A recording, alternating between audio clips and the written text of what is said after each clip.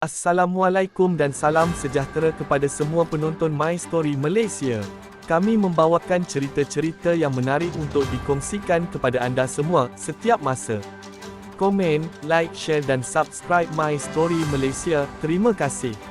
Institusi perbankan perlu mempunyai konsep ta'awun iaitu prinsip tolong-menolong kepada pelanggan dan bukan meletakkan keuntungan semata-mata, terutama dalam hal membabitkan fasiliti sokongan akaun 2 FSA2, kumpulan wang simpanan pekerja KWSP.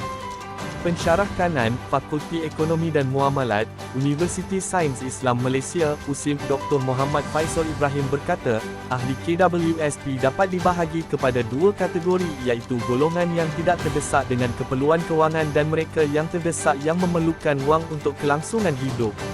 Katanya, jelas bahawa mereka yang memohon FSA2 KWSP adalah golongan yang amat memerlukan dana kewangan bagi menjalani hidup yang penuh dengan cabaran pada masa ini, apatah lagi sambutan Aidilfitri yang semakin dekat menyebabkan tuntutan kepada keperluan dana sangat ditagih. Oleh itu, jika pihak bank meletakkan status kewangan dan muflis sebagai antara syarat untuk meluluskan pembiayaan FSA2 KWSP, maka daripada satu aspek ia dianggap baik kerana sekurang-kurangnya pihak bank melakukan pengurusan risiko hutang bagi bank itu sendiri agar mereka yang benar-benar layak dan berkemampuan membayar balik pembiayaan yang diluluskan. Ia juga secara tidak langsung menolong ahli KWSP mempunyai simpanan selepas hari persaraan mereka.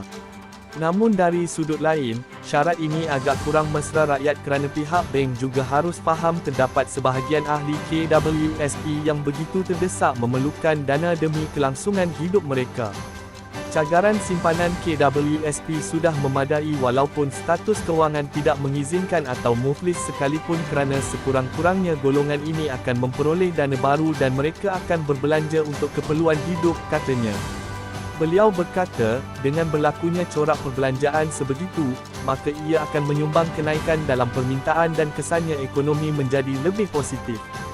Selain itu, katanya, kemungkinan juga dana terbabit digunakan oleh pencarum untuk menjalankan perniagaan kecil-kecilan atau digunakan sebagai sumber modal bagi mengembangkan perniagaan yang dapat membantu meningkatkan pendapatan mereka. Kita harus sedar bahawa kos sara hidup di Malaysia mengalami kenaikan tahun demi tahun, apatah lagi jika kita sedang menuju menjadi negara maju. Secara tidak langsung dengan pembiayaan yang diperoleh itu mengelakkan risiko peningkatan bilangan orang yang terdedah kepada muflis.